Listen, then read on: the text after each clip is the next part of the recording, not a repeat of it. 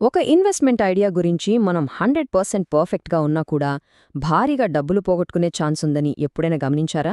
చాలామంది ఫెయిల్ అయ్యేది చెత్త ఇన్వెస్ట్మెంట్లు ఎంచుకుని కాదు, వాళ్ళ ఆలోచనను ఒక్క స్టెప్ ముందే ఆపేయడం వల్ల. ఈరోజు ఫైనాన్స్లో ఒక గేమ్ చేంజర్ కాన్సెప్ట్ గురించి మాట్లాడుకుందాం. అదే సెకండ్ ఆర్డర్ థింకింగ్. ఇది మన డబ్బును ఎలా కాపాడుతుందో డీటెయిల్డ్గా చూద్దాం. ఒక్కసారి 2020 లాక్డౌన్ టైం గుర్తు తెచ్చుకుందాం.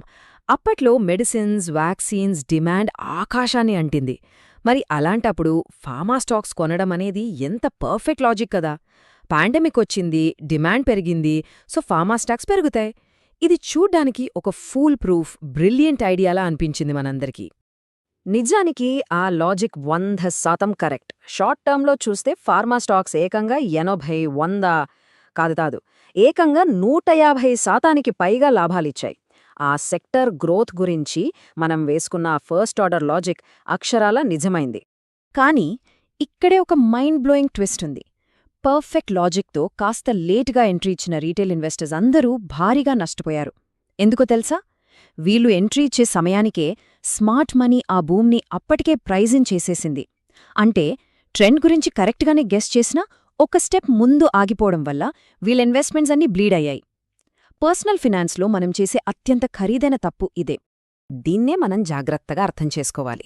కళ్ల ముందు కనిపిస్తున్న న్యూస్ లేదా ట్రెండ్కి వెంటనే గుడ్డిగా రియాక్ట్ అవ్వడాన్ని ఫస్ట్ ఆర్డర్ థింకింగ్ అంటారు. కానీ గుంపులో అందరూ అదే పని చేసిన తర్వాత రిజల్ట్ ఏంటి అని ఒక్కడుగు ముందుకు వేసి ఆలోచించడమే సెకండ్ ఆర్డర్ థింకింగ్. అందరూ ఒకే దారిలో వెళుతున్నప్పుడు ఆ దారి చివర నిజంగా ఏముందో ఊహించడా అన్నమాట. మళ్లీ ఫార్మా స్టోరీనే తీసుకుంటే, మార్చ్ 2020లో ట్రెండ్ స్టార్ట్ అయినప్పుడు ఎవరైతే ఇన్వెస్ట్ చేశారో వాళ్లకది అద్భుతమైన ఆపర్చునిటీ. కానీ జూన్ వచ్చేసరికి ఆ వార్త అన్ని న్యూస్ ఛానల్స్లో బ్రేకింగ్ న్యూస్ అయిపోయింది. అప్పుడు కొనడం అనేది ఒక పెద్ద ట్రాప్.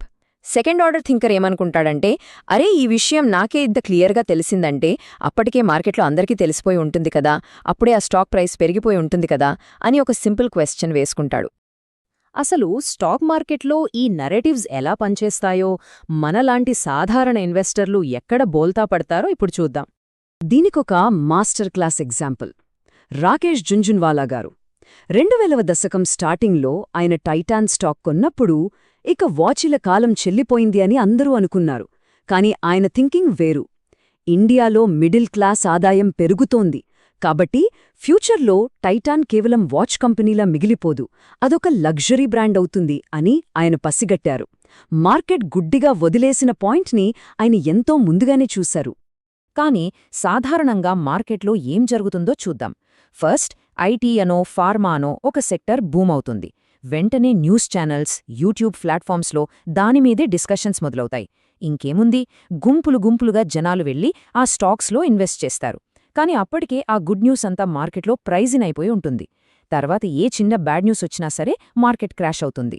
సో మార్కెట్ సైకిల్ టాప్లో ఎంట్రీ ఇవ్వడానికి అసలు కారణం ఈ ఫస్ట్ ఆర్డర్ థింకింగే. అందుకే ఏ స్టాక్ కొనాలన్నా మనకి మనం వేసుకోవాల్సిన క్వశ్చన్ ఏంటంటే, ప్రస్తుతం మార్కెట్ నమ్ముతున్నది ఏంటి? ఆ నమ్మకం తప్పు అని తేలాలంటే ఏం జరగాలి?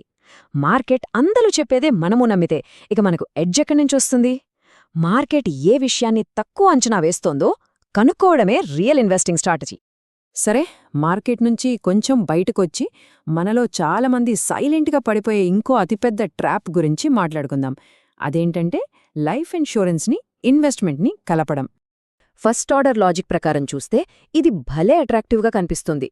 అటు లైఫ్ ఇన్సూరెన్స్ వస్తుంది, ఇటు డబ్బులు సేవ్ అవుతాయి అనుకుంటాం. కానీ రియాలిటీ ఏంటో తెలుసా?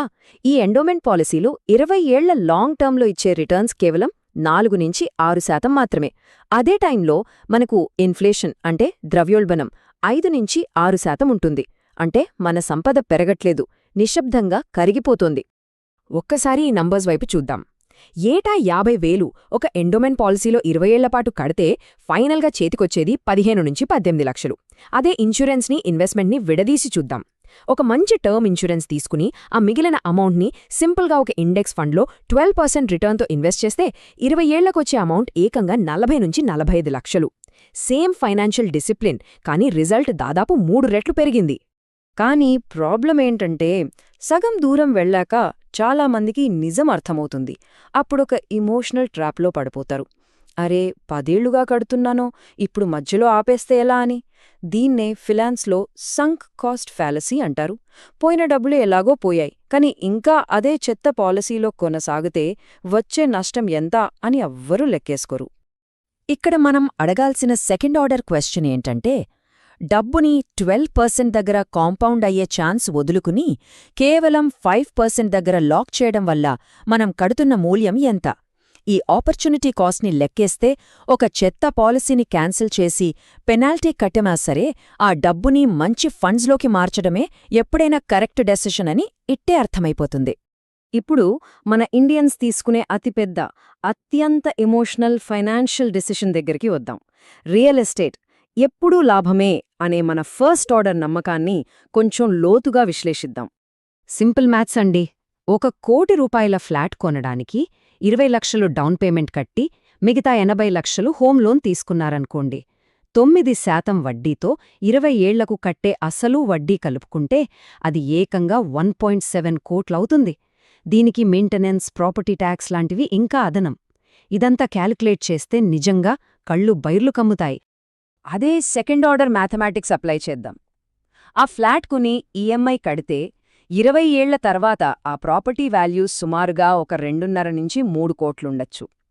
అదే ఫ్లాట్ కొనకుండా ఒక మంచి అపార్ట్మెంట్ని రెంట్కి తీసుకుని ఆ డౌన్ పేమెంట్ డబ్బుని అలాగే ఈఎంఐకి రెంట్కి మధ్య ఉన్న డిఫరెన్స్ అమౌంట్ని ఒక 12% పోర్ట్ఫోలియోలో సిస్టమాటిక్గా ఇన్వెస్ట్ చేస్తే 20 ఏళ్ల తర్వాత ఆ పోర్ట్ఫోలియో వాల్యూ దాదాపు 5 నుంచి 6 కోట్లకు చేరుకుంటుంది. అంటే అందరూ అద్దెకే ఉండాలని నేననట్లేదండోయ్. లొకేషన్, రెంటల్ యీల్డ్, ఎమోషన్స్ అన్నీ ఇంపార్టెంటే. కానీ అసలు సమస్య ఏంటంటే ఎక్కువ శాతం మంది ఈ సెకండ్ ఆర్డర్ క్యాల్కులేషన్ అస్సలు చెయ్యరు. చేతిలో ఉన్న క్యాపిటల్కి ఉన్న పూర్తి ఆపర్చునిటీ కాస్ట్ని అంచనా వెయ్యరు. ఆ డబ్బుని ప్రత్యామ్నాయంగా వేరే చోట పెడితే ఎంత వస్తుందో అనేదే ఆలోచించకపోవడం అతిపెద్ద మిస్టేక్. సో ఇప్పటిదాకా చూసిందాన్ని బట్టి భవిష్యత్తులో మనం ఎలాంటి ఫైనాన్షియల్ డెసిజన్ తీసుకున్నా సెకండ్ ఆర్డర్ థింకింగ్ని అప్లై చేయడానికి ఒక 3 సింపుల్ క్వశ్చన్స్ చూద్దాం. ఈ 3 క్వశ్చన్స్ మనల్ని ఎన్నో ఖరీదైన తప్పుల నుండి కాపాడతాయి. నంబర్ 1, దీని వెనుక కళ్ళు కనిపిస్తున్న స్పష్టమైన లాజికేంటి? నంబర్ 2, ఒకవేళ అందరూ ఇదే లాజిక్తో వ్యవహరిస్తే అప్పుడు జరిగేదేంటి? అండ్ నంబర్ 3, నేను గమనించనిదేమైనా ఉందా? మిగతా వాళ్ళు దేన్ని మిస్ అవుతున్నారు? ఇక్కడ గుర్తుపెట్టుకోండి, మనం ఎప్పుడూ పర్ఫెక్ట్ జీనియస్ అవ్వాల్సిన పనే లేదు. గుంపులో ఉన్న అందరికంటే కేవలం ఒక్క ప్రశ్న అదనంగా అడగడమే మనకున్న రియల్ ఎడ్జ్. ఒక్కోసారి నాకు ఈ విషయం పూర్తిగా తెలియదు అని ఒప్పుకోవడం కూడా ఎంతో వాల్యుబుల్ ఇన్ఫర్మేషనే. మన అల్టిమేట్ గోల్ ఒక్కటే, ఏది పడితే దానికి గుడ్డిగా రియాక్ట్ అయ్యే ఫస్ట్ ఆర్డర్ థింకర్లాగా ఉండటం ఆపేయాలి. ఇండియాలో ఉన్న బెస్ట్ ఇన్వెస్టర్స్ అందరూ చేసేదిదే. ఫైనల్గా ఒక్కసారి ఆలోచించండి, ఒకప్పుడు ఇది 100% రైట్ అనుకుని తీరా చేశాక అది తప్పు అని తేలిన ఫినాన్షియల్ డిసిజన్ ఏమైనా ఉందా? కింద కామెంట్స్లో షేర్ చేయండి. ఫైనాన్స్ని ఇంతే సింపుల్గా, ప్రాక్టికల్గా అర్థం చేసుకోవడానికి ఇలాంటి మరిన్ని మెంటల్ మోడల్స్ కోసం వెంటనే సబ్స్క్రైబ్ చేసుకోండి. మళ్ళీ కలుద్దాం.